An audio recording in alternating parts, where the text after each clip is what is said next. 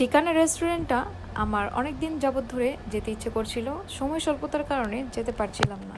দেন এইটার লোকেশনটা হচ্ছে 100 ফিটের দিকে ঠিকানা রেস্টুরেন্ট। যদিও এখানে ম্যাক্সিমাম সবাই হচ্ছে পার্সোনাল, যদি কারো কার থাকে বা সিএনজি হলে বেস্ট হয় আমার মতে। যেহেতু আমার বাড়ির আশেপাশে, দ্যাটস আমি রিক্সা দিয়ে চলে আসলাম। অ্যান্ড এই সময় না আসলে অনেক বেশি মজা পাওয়া যায়। যেমন এখানে এই সময়টা হচ্ছে ভিড়টা কম থাকে। দেন হচ্ছে এই যে ফুল দিয়ে সাজানো রেস্টুরেন্টটা বিশাল একটা, মানে ভালোই লাগতেছিল আমার কাছে। অ্যান্ড পাখির কিচিরমিচির আওয়াজে এত ভালো একটা ফিল হবে যা বলার মতো না। দেন চলে আসলাম A to Z রেস্টুরেন্ট। এইটা হচ্ছে নতুন হয়েছে ডিআইটি প্রজেক্টে।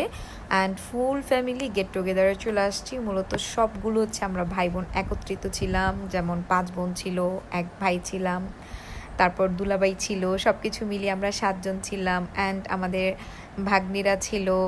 সো সব কিছু মিলিয়ে একটা গেট টুগেদার হয়ে গেল।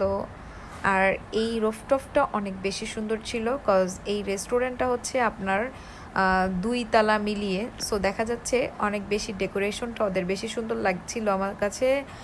তবে আমার মতে ওদের যেই রুফটপটা আরও বেশি লাইটিং করা উচিত ছিল এবং অনেক সুন্দর করে সাজানো উচিত ছিল। যতই হোক, যেহেতু নতুন হয়েছে, আস্তে আস্তে এটাকে স্টাবলিশ হয়তো তারা করবে।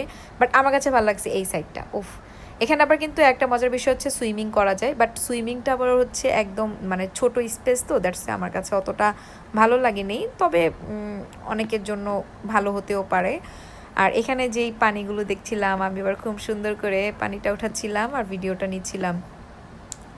খুবই ভালো লাগতেছিল এই সাইডটা, মানে ছবি তোলার জন্য।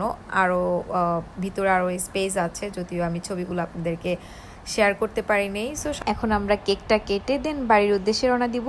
আর যারা যারা দেখছো, লাইক কমেন্ট শেয়ার করে দিবা। টাটা।